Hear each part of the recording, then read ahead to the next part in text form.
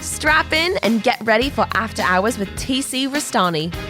This is Abigail Harwich, executive producer, welcoming you to the show. And now, TC Restani!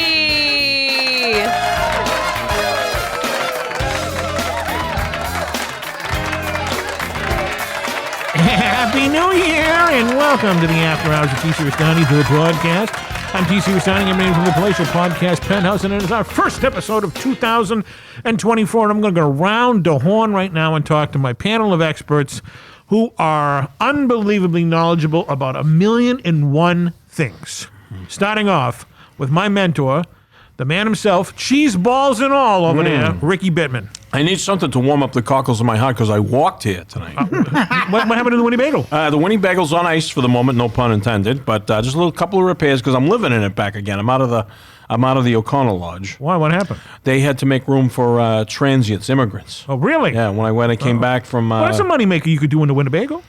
Oh, well, yeah. No, I mean, I like it, but it's warmer in the O'Connell Lodge. Okay. All right. I can't gonna lie. But I walked here tonight. It's very cold out, ladies and gentlemen. So if you're listening someplace warm, I'm envious and I'm eating cheese balls. Envious and jealous.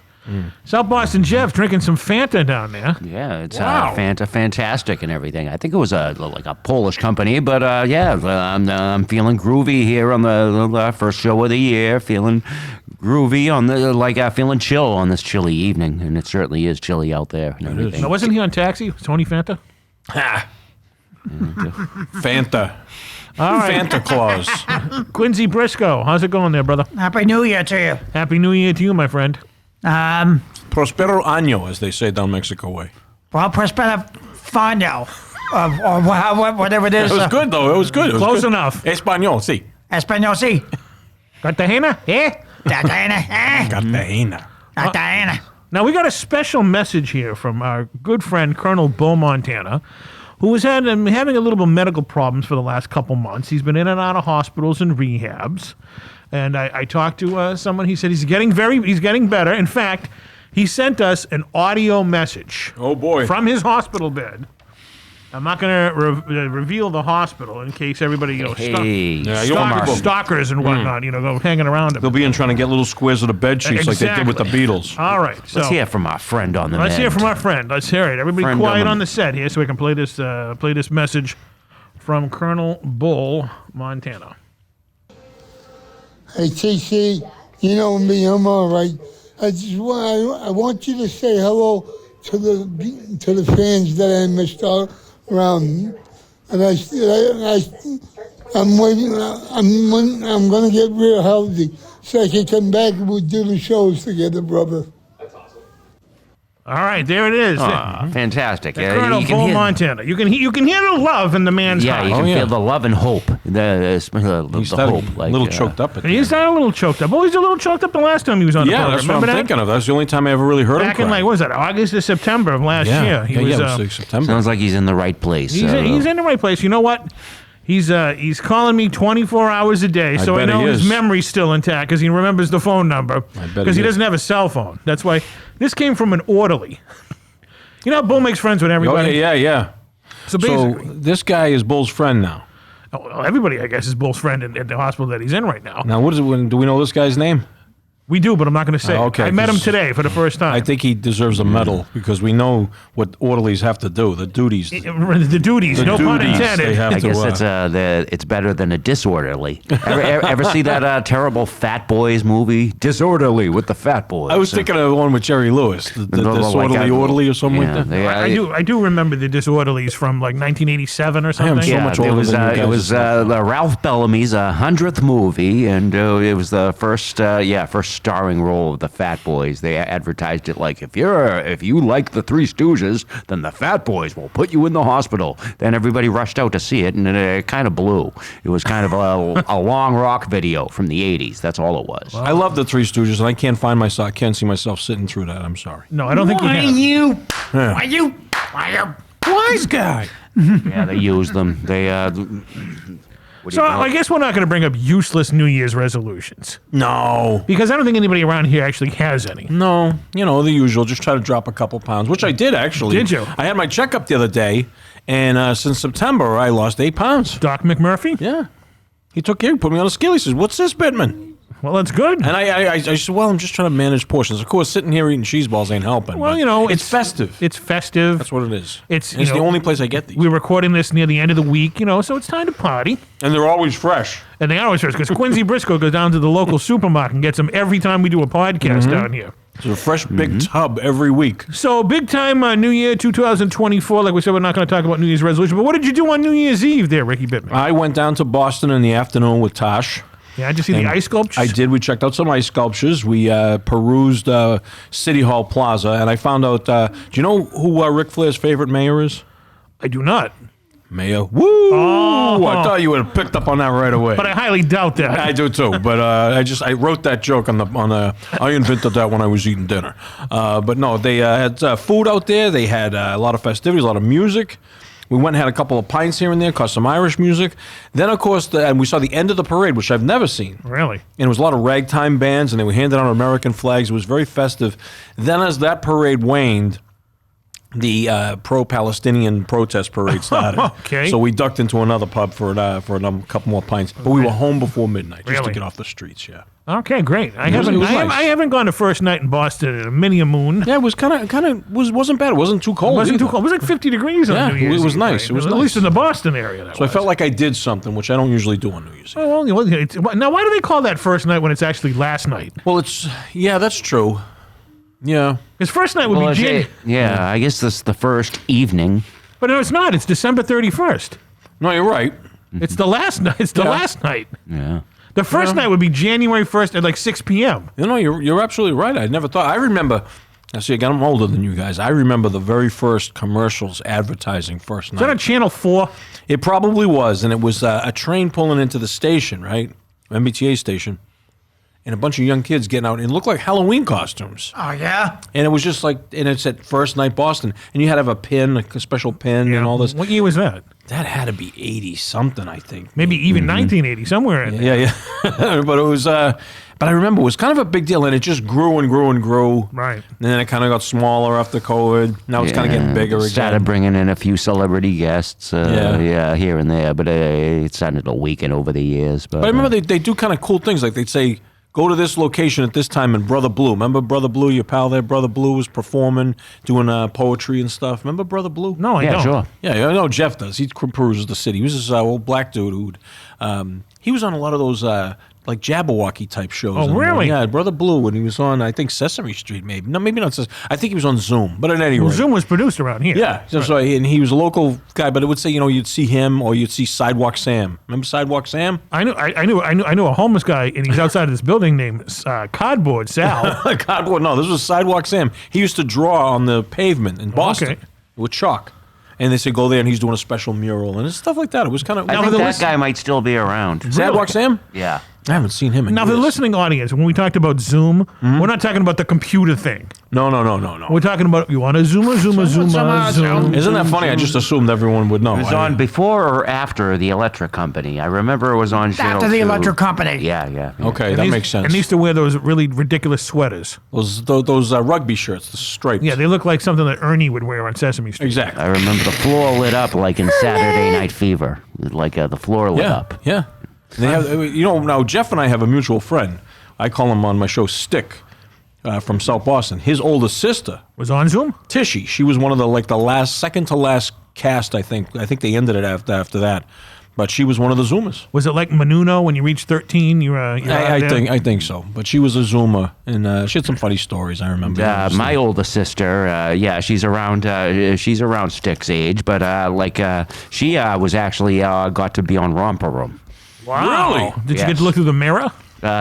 She got to dance around with Doobie or whatever the hell that big bee thing is. I thought it was frightening. Oh, that Yeah, big that was bee. kinda creepy. But yeah, she was on Romper Room. I think I mentioned I meant to bring that up to Julie McCluskey because I think she was the host back then. Yeah. Julie McCluskey. I think you're right. Unbelievable. Because she still makes the rounds at the old things. But Speaking of horrifying, Quincy, what did you do on New Year's Eve? I just watched a couple of movies. Watched the ball drop. Really? Yeah, the cover you girl. probably watched the same thing I did. There were on MeTV. They ran the historical last episodes of all kinds of TV shows, All in the Family.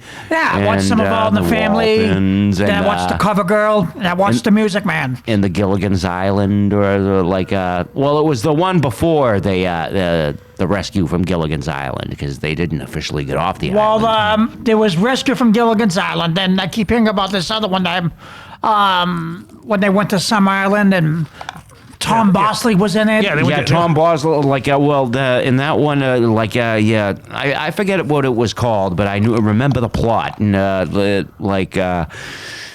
Mr. Howell bought the island, and he made a big resort out of it, and Tom Bosley Tom Bosley came to visit the island, and there was still some kind of Chongo kid swinging around on the island. There was some kid. And some Gilligan was nature the only boy. one that could relate to him. I heard Tom Bosley was on Epstein's Island. Oh, Mr. C. But that was one of the three movies that came after, and who can forget Harlem Globetrotters on Gilligan's Island? Anybody can. I'll have to see that. I haven't seen that. Well, So- we'll make that happen in 2024. You know what? Maybe we'll do that on Thanksgiving Eve.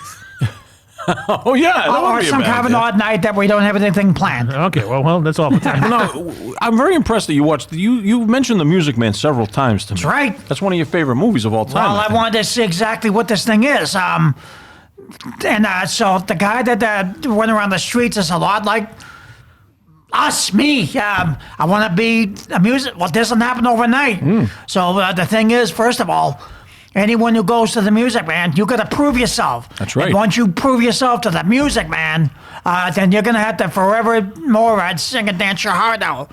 Now, what was the little boy in Music Man? I forgot his name. He was Richie Cunningham. It was Ronnie Howard. Right. Okay. And The you- power that kid Yeah. that kid had in Hollywood, it's unimaginable. Do you remember the scene in Happy Days where they were going to the movies and Marion goes to Howard Cunningham? She goes, "Oh, Howard, let's go see that movie, The Music Man. The little boy in there reminds me so much of Richie when he was little." And the audience busted out laughing because it was him. Well, the thing about that movie is the best song, first of all, was 76 Trombones. 76 trombones in the big parade. 100 And the thing is, you have to forevermore prove yourself.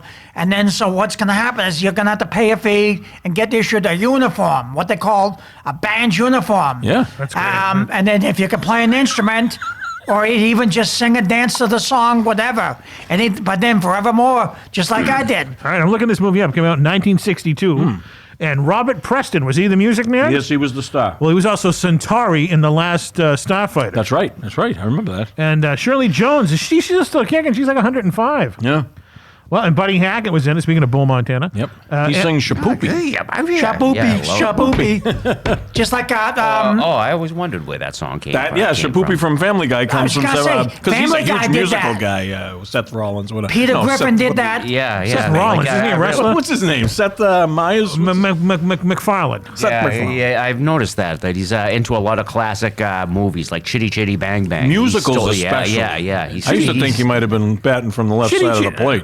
You know who he banged? Who? Amanda Bynes. Really? Before she was crazy. Yeah, he has a nice little track record for himself. Maybe you should go back and screw the crazy out of her. All right, that's Want to my hear last cheese ball. I hate to get back to Harlem Globetrotters on the Gilligan's Islands, but I got a funny story about that. and Globetrotters to everything. Music Man, back to the Globetrotters. But every time I try to bring them up. one time when I met a famous historic actor Martin Landau, I met him at the Schiller and everything. One of my a great Shakespearean actor, a great teacher. He taught Jack Nicholson in college. He was a great acting professor. So I sat down, I got to meet him, patted him on the shoulder, and I said, "Hey, you were great in Harlem Globetrotters on Gilligan's Island." And he went, "Arr." yeah. You could see it his face. He made an Ebenezer Scrooge face. He was like, "Arr." Lucky he didn't come after you like he did in Ed Wood. Bullshit. It was very like, I bet he's never heard that compliment before. Actually, if you can see the picture that's on the screen right now, there is Jeff and Martin Landau. I don't know if this picture was taken before or after you asked him that question, but there it is. For prosperity, there it is. Oh yeah, it looks like he's trying to be he's trying to be humble, but no, you just smashed his soul. No, that was a gut punch. Well, he couldn't have been really pissed off about that movie because his wife was in it with him. Paycheck's a paycheck, Yeah, come on. He's probably just playing it in up. 1978, Space 1999 had ended. No one knew he was really a really sophisticated actor. Yeah. So you take any job you can get. Yeah. And that was a ratings. You know that people were going to watch that. Yeah. So It took the movie Ed Wood, to kind of put him back on the map. I liked him on Entourage. Well, I never watched on. Oh, he played the old agent on there. In a few No, there was a episodes. movie that he did where he played an escaped mental patient that, it was sort of scary, and he was going around. He stole a hat from a paper boy. He ran him over with the car and everything. I remember the hat. I want the hat. And he he was an escaped mental patient who just first he grabbed the milkman's hat and because he hit him with the car, and that it was just he just played a nut who I wish I knew the name of the movie. I was going to say, but, I don't know. I'm not familiar with that movie. Well, that's why Martin IMDb Landau, is but- available. fantastic actor. But speaking of movies, you went and saw the Iron Claw, Ricky I Bittman. did this Tuesday night. The Von Erich family film. $5 on Tuesday out at the Woburn Theater. Unbelievable. I had my buddy Quick was supposed to go with me. We had plans, and they all fell through. And I said, you know what? I'm going to see this on the big screen before it goes. Okay, and, So I went and Tuesday now night. tell me what it was. I know it's about the Von Erich, the tragic Von Erich It family. is. The movie theater they had about 35 seats in it. One of those small ones. Looks Right. like they're about to show you like a propaganda film in Right. a little tiny thing. Like Clockwork Orange with the drops going in your eyes. Exactly. It looks like something sordid is about to happen. But had those great seats. Had my popcorn and I had my Coca-Cola, which is regular Coke, cherry Coke, and vanilla Coke, all mixed. Wow. And it's the only time I drink that kind of soda is when I go to the movies. So I'm sitting in there and I'm all ready to go. I noticed a lot of young people came in. And the young people now, these two girls sat to my right, way down the other side. I was on one end of the row, they were on the other. They each had these heavy quilts and pillows, and they brought unabashedly bags of their own food. And because no one checks anymore. No one stops anyone from doing anything. I mean, they got into things, they wrap themselves all up. They They don't want to get offended. No, and they're scrolling through the movie the whole time. I don't think these young people really liked it. Then a bunch of young guys came in, all wearing pajama bottoms in their bedroom slippers. Have you noticed this is the latest trend now? I haven't been to a movie since Indiana Jones. No, I mean so- just in public. These kids, these 20-somethings are all just wearing pajamas in public. Maybe now. they're fans of Hugh Hefner. No, because these pajamas are ugly. They all have like characters on them, like Oh, no, I haven't noticed that. For real pajamas, they're really going to hit the sack right after they go to and bed. but then they have slippers on too, and it's just. But at any rate, I could tell because there was a lot of scrolling. So, but someone like myself, the movie was very moving. It was a very moving movie, motion picture. I guess that's where that term came from.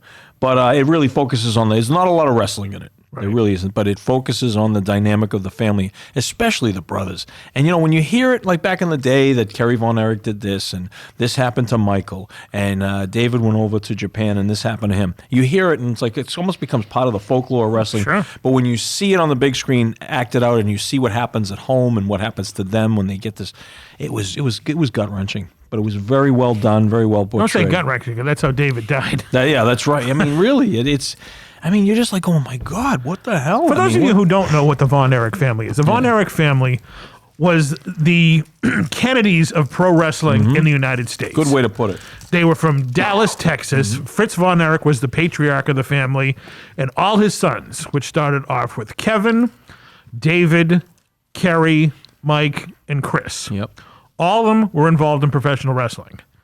4 of the 5 committed suicide or died very young. Yeah. And it was the Von Erich family curse. I mean, the first one to go was Mike Von Erich when he was, not Mike, David. David Von Erich, when he was on a tour of Japan, his intestines exploded. Yeah. The next one to go, I believe, was Mike. Yep. And he had something. Wasn't he in a sleeping bag and he overdosed on something? Well, he was in a match and he dislocated his shoulder during the match, and they had to stop the match and take him to the hospital. And as can sometimes happen, he developed toxic shock syndrome. And he lost a ton of weight. He lost a ton of weight, and they had to put him in a medically induced coma. Right. And he never recovered. His motor skills, he couldn't play the guitar so anymore. he basically offed himself. Yeah, he was just very slow. Then the next one to die was the youngest brother, Chris, who committed suicide with a gun. Right. And then the final one, which was probably the most popular of the Von Erich clan, which was Kerry, who was in the WWF as the Texas Tornado, committed suicide in January or February of '93. Yeah, I think it was February. With a shotgun blast to the chest. Yeah. And the only brother left is Kevin. Yeah. In the movie, that was portrayed a little differently. It wasn't a shotgun; it was a handgun. I don't know why they did that, because I was expecting it to be a shotgun. Well, everybody knows it's a shotgun. I was very surprised. All the brothers Kevin even said it was a shotgun. In the movie, he gifts the father a Smith & Wesson Colt revolver, and that's what he uses to kill I heard himself. the guy who played Fritz was outstanding. You'd swear it was Fritz. Really, he did a great job. Now, just the casting of it, I'm a huge wrestling fan back in the 1980s, so if I'm talking about this with a passion, because I have a passion for it. Yep. Kevin Von Erich was a tall, lanky guy, and Zac Efron didn't look anything like him. I heard he's getting great reviews for it. He is, but I'm going to just tell you, his appearance just was weird to me in this movie.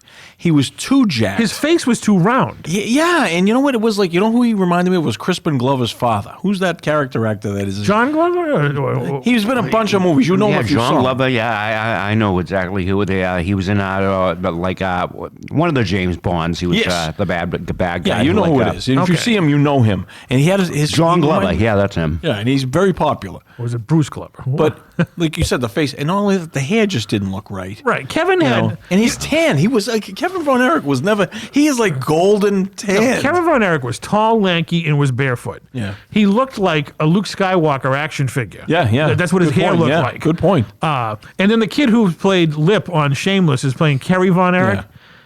Great actor, but I mean, does it portray as Kerry?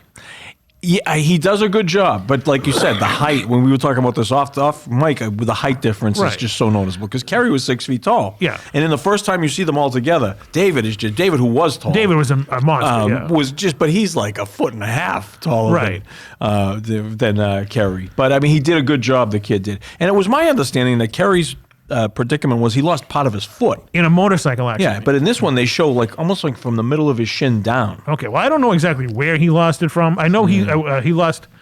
Maybe it was the shin down because when Colonel De Beers pulled the boot off, to reveal to the world, because even Colonel De Beers, if you can find the video somewhere, he was a bad guy wrestler, and no one knew that Kerry had a fake leg. And he pulled the boot off, and there was no leg. And I guess the guy's face turned white because he was like, what the hell did I just do? How he was able to do that, to rehab, he kind of rehabbed himself. Well, he also, I mean, did they talk about the substance abuse problem in the movie? Yeah, you see a lot of that. Okay. Now, this is depending on your sense of humor, I heard this from Paul Bearer himself.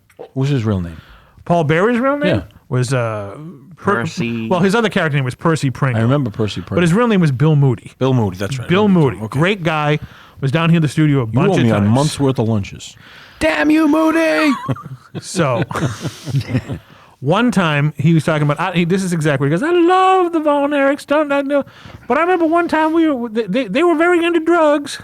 And they didn't have enough money for drugs, I guess, one night. Because they blew all their money on drugs most of the time. Yeah, well, they were partiers. They were parties. It was the 1980s, all right? And someone came up with the idea of taking coffee cans or giant buckets and writing on it, donate to Kerry's kids. Oh, Jesus. And like they said, down in Texas, they were gods. Yeah. So they sent it out to the arena one night, and God only knows how many thousands of dollars they back. I can only imagine. if the fans out there only knew. Wow. So if you're listening to this in Texas and you're like 55 years old and you donated to Kerry's kids, well, I gave him $3. I'll tell you, those girls down there would have done anything for Kerry Von They were Erich. the Beatles of Texas. They were. They really were. I mean, I met Kerry before. He was a very nice guy. I bet they cleaned up. Got some money to party with for a couple of nights, probably. Well, look who their best friends were behind the scenes. The Freebirds? The Freebirds. Yeah, Freebirds, yeah. All they did was I wish party they played that. 24/7. They didn't play that up enough in the movie. They didn't break the kayfabe? No, they just showed the matches, and the guy who played Flair was kind of okay, but those are tough shoes. Everybody's shitting on that guy. Yeah, he didn't. The best part of it was the match after Kevin in the locker room. He goes back and he breaks the kayfabe. You see them interacting after the match because he had juiced and everything, and he's talking. He's like, "Let's go and get some beers." Like Flair was all excited to go out and drink, and Kevin was just like, "No, it ain't gonna happen." But he couldn't cut a promo even close to Flair. No, I've seen it. I've seen the clips online. It's just horrible. Yeah. I mean, what's his name? Will Ferrell could have done it better with that character with the blonde hair that he did. Yeah. But I'm still interested to see. I'm not going to pay money to see it on the big screen. Yeah, no, like I said, I got it for $5 that night. It was worth it. And I've been Even kind I of in a won't pay that. movie Jones lately. I've been going to the movies a lot. I'm going again next week. What are you seeing? Boys on the Boat. Who's in that? It's directed by Clooney. It's a biographical film. There's a guy in it that I know. I don't know who. There's not a lot of well-known actors in it, but it goes back to like the Olympics in the 30s when these guys from a school competed in the Olympics against the Nazis rowing. Oh. And it's just one of those movies that's kind of uplifting. I like George Clooney directed movies. In fact, I like the one about the Gong Show guy. Oh, Chuck that was Barris. great. Yeah, Chuck Barris. What was that called? Damn. Something of a Dangerous Mind or something. Yeah. Confessions of a Dangerous Mind. Yeah, that was Memoirs a or great whatever movie, it was. yeah. What's his name? Sam Rockwell. Sam Rock, great actor. I mean, like Sam. nailed it. Yeah. I liked him. I like him a lot. Yeah, he's one of the best actors out there right now. Unbelievable. And I saw The Holdovers. Who's with in that? Paul Giamatti and a bunch of unknowns in that. That was really good. Paul Giamatti, another great guy. Yeah. It was about a private school teacher. Reminded me a lot of when I went to school. I went to an all-boys Catholic high school. And Really? this was kind of interesting. And I saw, of course, -1. So I'm in kind of a movie Jones lately. There I you like go. going to movies. It's a whole different thing. See, I only went to the movies once last year, and that was to see Indiana Jones and the Dial of Destiny. And I hadn't been in a movie theater other than like a midnight showing at the Coolidge Corner. Yeah. The last movie I saw before that was The Rise of Skywalker. So it was a That's a while. while ago, yeah. It's worth going, though. Every time I go, I always say, geez, I got to do this more. So I'm kind of like, this will be like the 4th movie in a row I've seen. Wow. In a theater. I mean, it's good to go to the Brattle Theater in the Coolidge Corner and everything. But like I never seen the French Connection before, and I saw it at the midnight. They did a midnight showing at the Brattle Theater. It was perfect, good crowd and everything. Ran into a couple of old high school friends and perfect. Yeah. The only thing that sucked was it was very warm that night when we saw it. There was no air conditioning in the Brattle Theater. Oh. Is that as a rule? There's never any air conditioning. I guess there's no air conditioning. Wow. There's probably heat in the wintertime, but there was no actually air conditioning when we saw the French Connection. You know, a good friend of mine. You know the scene where Popeye Doyle and his partner, they're played by Roy Schreider, are outside. Cloudy. They're outside the restaurant, and the French guy is inside, and he's eating all this expensive food and Yeah, everything. the French food, yeah. And they're eating hot dogs, and it's freezing pizza cold. and everything. Yeah, and like that shitty coffee. And Really, and it's like you see the like the drug dealers are living high in the hog, and the Right. people. And a friend of mine want to impress this woman he was dating at the time, and he took her to that restaurant, and they sat at that table. Is it still there? Well, this is going way back. This is going back like after the movie came out. Like dude, around that's the 71. Yeah, he was an older guy. I mean, he's just my buddy Dinger, and he's married to this woman now. So they had that table, and he's really trying to impress her. It turns out she never saw the movie, so it was all for nothing. Has she seen it since? Probably. No, I don't think she ever did. That's what. See, I didn't see that movie until late in life. Yeah, I didn't see it. The first time I saw it was on VHS. anytime. I'm a late bloomer with that movie, but once you see it, boy, are you blown away. By far the best chase scenes ever. That foot chase scene on the subway with with Frog One and everything, and then he just gets away and waves at him. I mean, it's so slick. Yeah, he's great in that. Do you know the story about the guy who played Frog One? No. They actually had a French casting agent go over to France to get someone who was, from France for the French Connection. And the director picked somebody, but the guy couldn't make the plane, and he sent the next guy over, and that was the guy that they put in the movie. It was perfect. He was fantastic. Yeah. He went just fit right in there and everything. Especially the scene when he's walking on the beach on the castle, and he just reaches down and pulls a quahog off the ground and just scoops it up and eat it. Yeah. And I'm like, ugh, what is he doing? That's a Frenchman for you. Yeah. That's a French thing right there. It wasn't French fries, it was French clams. The French clam. the sequel wasn't that good though. It was good, but it didn't compare. I like the idea It that did not, he but at got- least they caught him. Yeah. At least he caught up with them. And I I like like the the idea that scene they- with the flood and everything. That was pretty, probably very expensive to do that scene with the whole flood. yeah, of course. But yeah, it didn't hold up. But the fact that they made him addicted, like they got him. I want a Hershey bar. Yeah. I want the real one with the nuts in it. The only thing wrong with that sequel, they waited too long. Yeah, it That wasn't was like good 5 or 6 years later that it came out. But the French Connection, if you've never seen it, without question, it has to be. It's going to be on Gene Hackman's tombstone. Yeah, It has to be. Yeah. He's done a lot of great things. Poseidon Adventure. Yep. And Lex Superman. And he was he's in Lex Luthor, yeah. Unforgiven.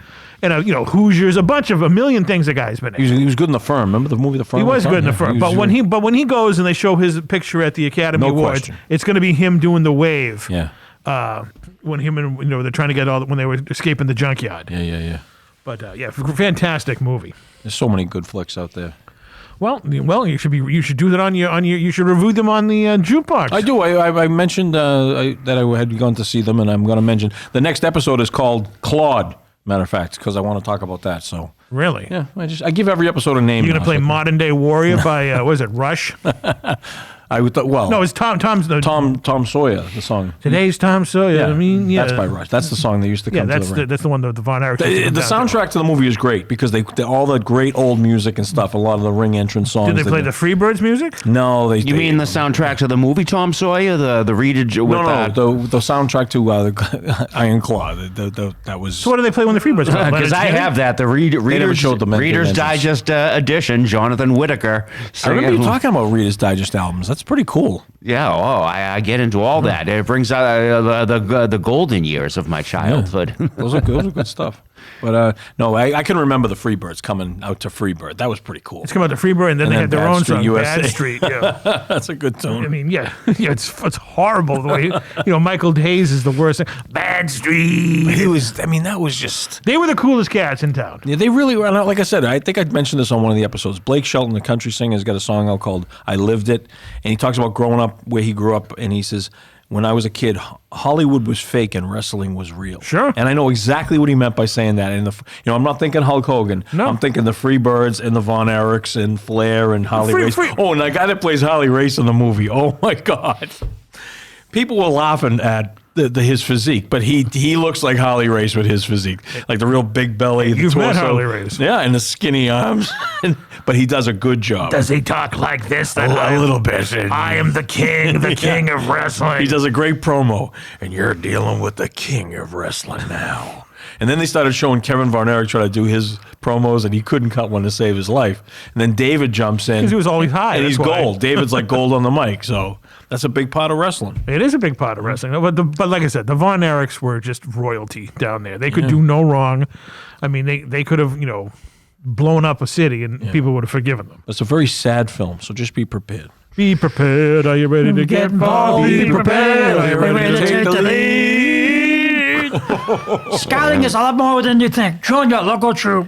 Be prepared. Boy, we didn't have much of a life when we were young. Oh, that television. Thank God for TV. That was channel 56 staple. I remember that kid would swing off the rope and he'd stand there like this. Remember that? Yeah, well, those commercials didn't really want to get you to join the Scouts, but I remember the Tiger Cubs, which was another version of the Scouts. They used the characters from the Great Space Coaster to do the commercial. Yeah, they used Baxter and Gary Gnu and everything to promote the commercial. So all these kids joined, including my brother and everything. He joined up the Tiger Cubs, thinking he was going to go and meet Gary Gnu and the gorilla and everything, and he ended up picking up trash by the side of the highway.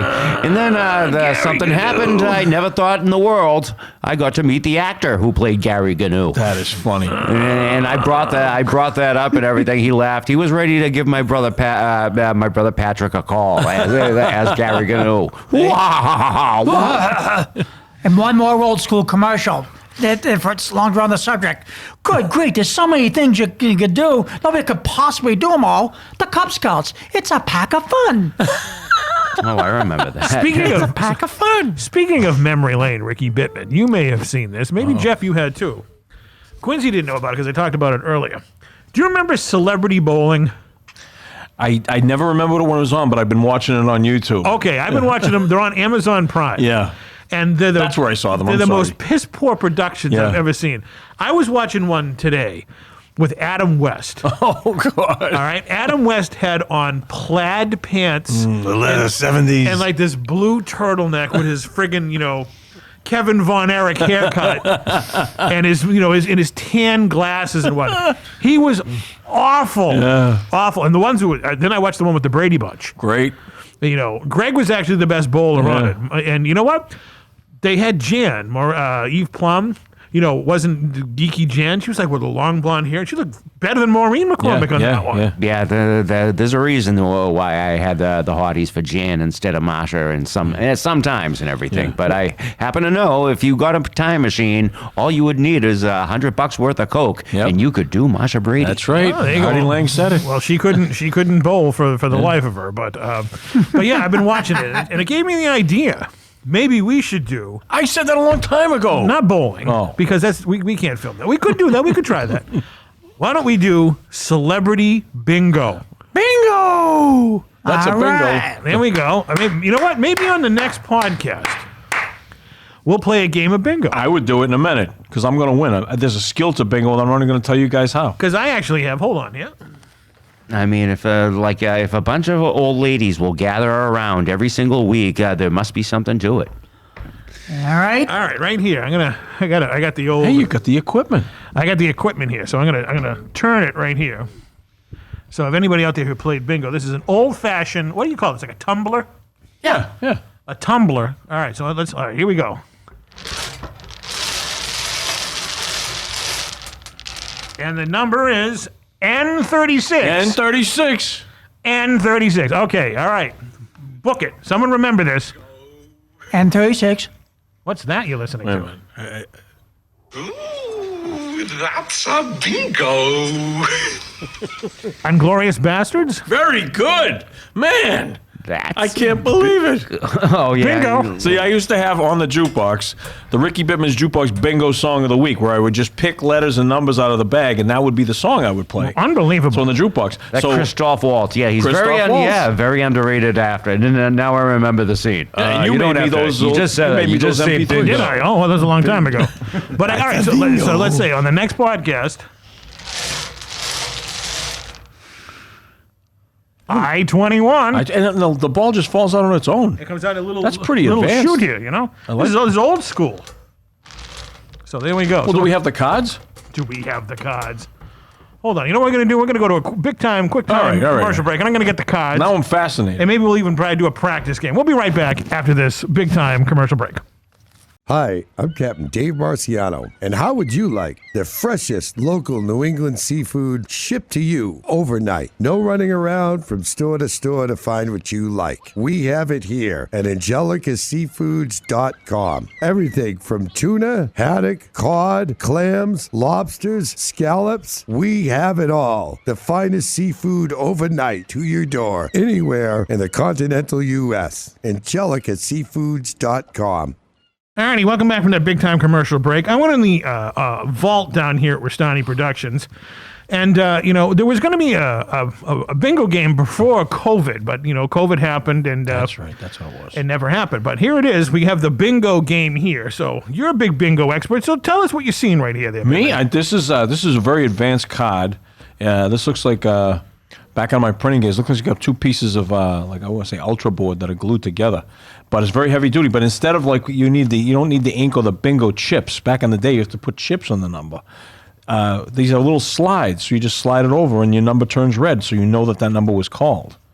Like back in the early days, See right here on the bottom. you'd get these little paper cards and you'd have to put a bingo chip on them, right? Or the ones that have like the little like band roll-on colored things you put on it. Yeah, well, that's the other. Then they went to the daubers. You'd have to Right. tell me But see, how after to the sign it. original bingo chip, then they came with a bingo chip that had a metal ring around it, and they had a magnet. So when the game was over, you could scoop up all your if it's- chips. Oh, If it's wow. covered, that Bingo's been means around it's for a no long, good, and then they right? went to the daubers. And now I guess they got these. Pam Dauber? Nah. And then you uncover it when you hear your number. This is a State Fair bingo sponsor. Yeah, there's a picture of some kind of Ferris wheel. So we each have we each have a card, right? Well, yeah. So basically, next week when we do this, I'll spin the ball, Okay. And you guys will be the card You're gonna be holders. the bingo caller. I'll be the bingo caller. And if that's what it's called, the bingo barker. The bingo barker. I like it.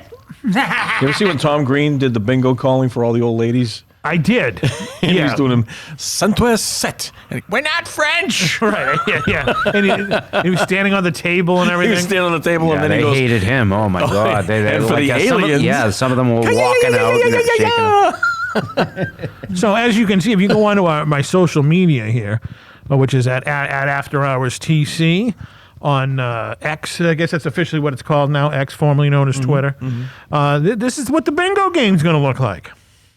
we should really do a big one down here. Get all the fans involved. Well, how many? I don't know how many cards I have. I think maybe about 8 cards in there. That would cover all the fans, wouldn't it? Well, you know, at least Quincy's. So yeah, we're gonna have to do that. We'll have to do an audio version of bingo. I'm sure you could always buy, I'm sure we can get extra ones. I mean, if this takes off, we'll try rent a it? hall like the old biddies do. And Yeah. we'll have the After Hours Restani TC Bingo. TC Bingo. Bingo. So maybe we got to find a 5-letter word that we could use in place of bingo. Okay, Oh no, because we got the balls. Never mind. I was fantastic. gonna say if Quincy instead there was another game called Blitz back in the old days. I don't remember that. Instead of bingo, they did Blitz. Blitz. Was it the same? It was the same concept, but I guess they think the Catholics could do bingo, but the Protestants had to do Blitz. Why? What is Just a something in the thing. Bible that says you couldn't do bingo or something? The Catholics. This is a big Catholic church fundraiser. Bingo. I mean, every Catholic school had a bingo game every week. You know what we can do in honor of our sick friend, whose other nickname is what? Ringo. Ringo instead of bingo. There you go. We're gonna play Ringo. He would love that. I-17. Don't have him do the calling. We'll be there till God, August, no. for Christ's sake. Yeah, August of 2095. Well, pull a number. See how it works. All right, let's see if pull any a of us got a number. From now on, we're gonna be playing Ringo. Ringo. Because it's going to be for our good friend Bull, who can't be here because he's in the hospital, as you heard at the top of the program. So in tribute to our good friend Bull Montana, who always goes by the name Ringo, because you know how he got that name? After Ringo Starr.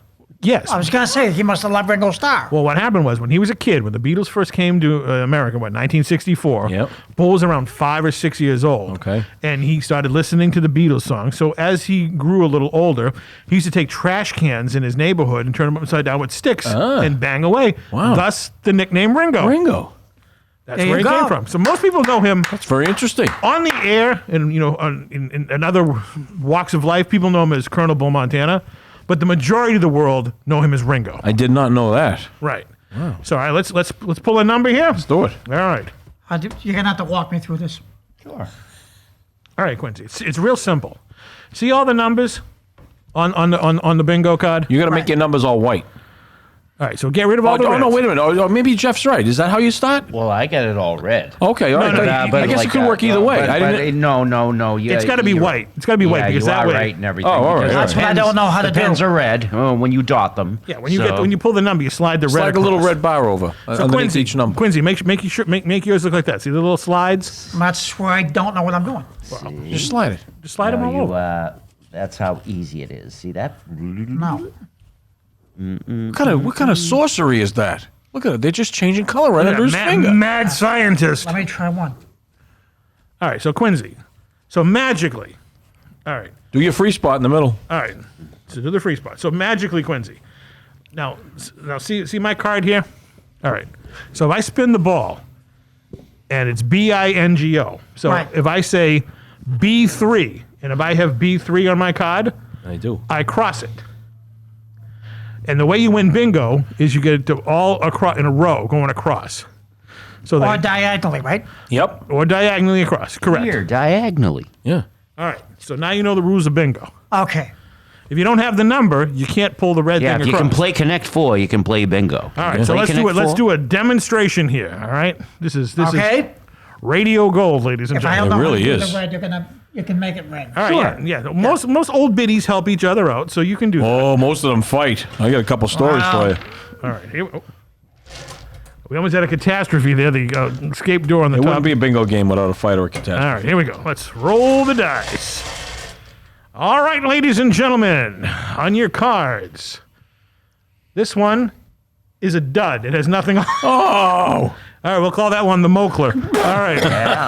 Dud. All right, here we go. Dad. Check those balls, Io. And this one, see, this is the things we got to watch out for now. Blank balls, and they fall off the table. All right, this one's not a dud. All right, ladies and gentlemen, the first ball in Ringo Bingo, B15. Does anybody have B15? Yeah. Then pull it across. Well, that's why I don't want to know. Yeah, see, you go like that. There you go. See? All right. You're in the game now. There you go. Let's get another one here. Oh, all right. Here's how you. All right. Okay. All right, the next ball is a little feather there. N41. Ah, I got it. N41. Me too. Shit. All right. Ooh. It's a stiff competition here between Ricky Bittman Now, and one of the things you got to do is supposed to put the balls on display so people know which number we do. was called. But the display's Well, over I'm there. just saying, these are things we have to think of for the next time. So Is the table big enough, though? No, but I'm saying for next time. All right, for next time. Well, this is just a practice. All right. We got to. Here we go. Because they. What number did he say?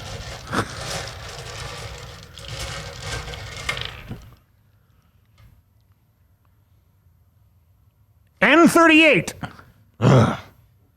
N38. No, I don't know.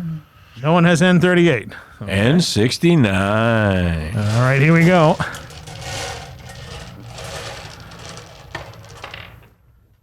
This ball is G49, ladies and gentlemen. G49. No, not for me. No one has that, huh? All right. Still have the coughs over there, don't we? All right. Who do you think invented bingo? A Catholic. You think so? Someone with a lot of time on their hand? All right. The next number is 62. Damn. 62. You can win big money playing bingo, you know. Not here. No, but like you go to some of the churches, like the next will be a coverall for $500, meaning you got to get all the numbers. There's different ways of playing. We don't have that. So. But I'm just saying. All right. We could win a dinner with Abby. Some people would consider that right up there with $500. All right.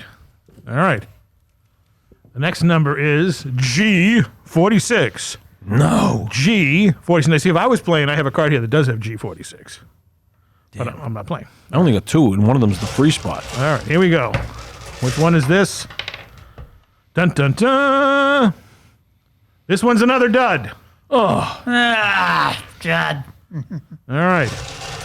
The number probably rolled off. Another Mokla. All right. 68. 68.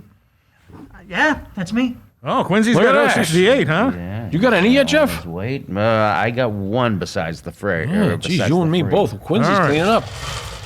The next number in the practice Ringo Bingo game is N32.